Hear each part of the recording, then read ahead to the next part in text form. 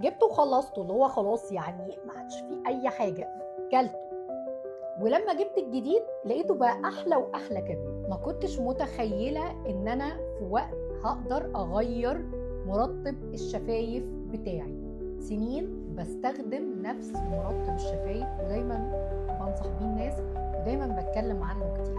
هو أكتر مُرطِّب، هو ما يعتبرش مُرطِّب تجميلي ولكن هو treatment، هو حاجة علاج medical، علاج طبّي للشفايف اللي فيها تشقُّقات زيادة، اللي بتجف بسرعة جدًا، اللي بيبقى القشرة الخارجية بتاعتها رقيقة، فهي على طول بتقشر، إنها قِلّة ترطيب أو مش بتشرب مَيّة كتير أو بتاخد أدوية معيّنة بتخلّي دايمًا الشفايف جافة جدًا.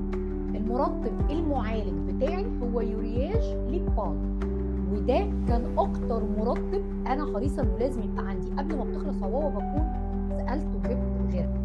بس للأسف بقى لي كام مرّة كل أمّا أسأل عليه ناقص، قليل أوي ما بالاقيه بدأ يتوفّر في الصيدليات، والأكتر من ده إن سعره فعلًا بقى over جدًا.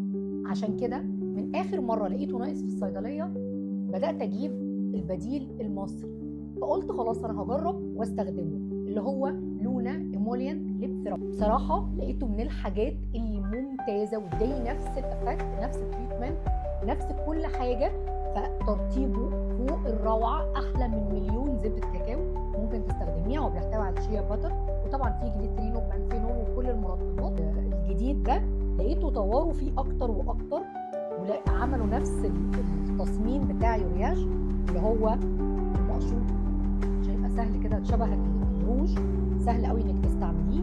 كمان خلّوه لونه وردي كده بpink، فبصراحة تحفة وسعره قليل أوي ومتوفر كمان. قولوا لي بترطّبوا شفايفكم بإيه، وإيه أكتر حاجة فرقت معاكم؟